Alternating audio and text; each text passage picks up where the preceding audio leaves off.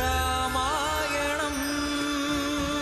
குசன், ஒருவேளை தாய் சீதை குடிலில் இருப்பதாக இருந்தாப்படி இருவரும் என்ன பேசிக் கொள்கிறார்கள்? தாய் சீதா மாறுவேடத்தில் இருப்பது நமக்கு தெரியாமல் கூட இருக்கலாம். இந்த விளையாட்டை இனி நான் விளையாடப் போகிறேன்.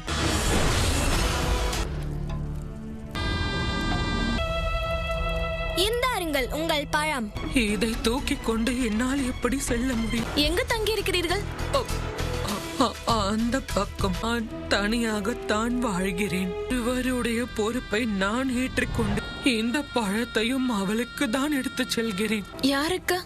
அவள் பல வருடங்களாக அந்த குகையில் தவம் புரிந்து கொண்டிருக்கிறாள். அதனால் அவளுடைய உதவியோடு நான் ஏதோ ஒரு வேலையை செய்து கொண்டிருக்கிறேன். அவள் வேஷம் உடையை பார்த்தால் துறவியை போல்தான் இருக்கிறாள். வடிவம் மகாராணியை போல் காட்சியளிக்கிறது. அவர்கள் பெயர் என்ன?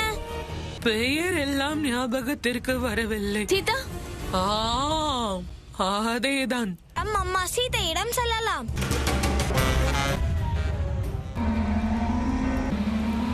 வந்துவிட்டோம் அம்மா சீதா. இரு குசன், எனக்கு வயதாகிவிட்டதல்லவா?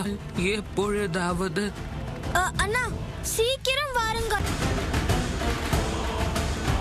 பக்கம் திரும்பி நேராக செல்லுங்கள்.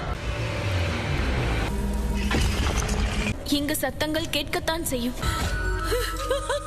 உனக்கும் நம்பிக்கை வரவில்லை அல்லவா? இந்த வேலையை இத்தனை வருடங்களாக உங்களால் செய்ய முடியவில்லையோ? நான் செய்து முடித்து விட்டேன். நீ என்ன செய்தாய் என்று சொல். அம்மா சீதா, இங்கு எவரும் இல்லை. வாருங்கள், எதற்கும் உள்ளே செல்வோம். இல்லை குசன், நான் லவன் மற்றும் குசனை குகையில் அடைத்து விட்டு வந்திருக்கிறேன் அண்ணா. குகையில் அடைத்து வைப்பதால் என்னவாகும்?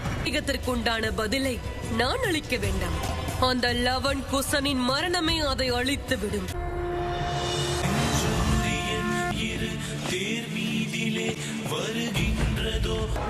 இன்னும் பலமாக தள்ளு. பாறையை சிறிது கூட அசைக்க முடியவில்லையே அண்ணா. எத்தனை தடைகள் வந்தாலும் சரி, அதற்கு தீர்வு இருந்தே ஆக வேண்டும்.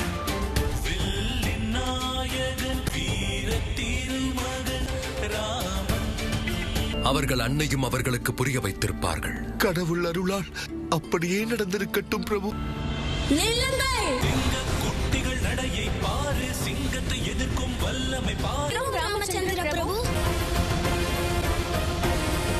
நீங்கள் தாமதமாக வந்திருக்கிறீர்கள். யுத்தத்தை துவங்குவோமா அல்லது வேண்டாமா என்ற யோசனையா? என்ன செய்வது? நிலைமை சிக்கலாக உள்ளது. இதற்கு அவ்வளவு எளிதில் தீர்வு கிடைக்காது. சிங்கத்தை போல் பலத்தை உபயோகித்து விட்டோம். ஆனால் இப்பொழுது எலியை போல துளை போட்டு வெளியே செல்ல வேண்டுமா என்ன? நல்ல யோசனை குசன்.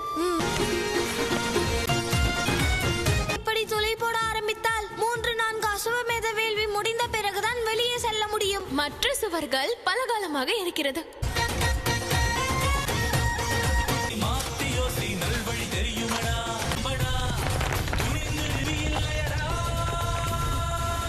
தாமதமாக வந்தாலும் சரியான பாதையில் வந்திருக்கிறோம்.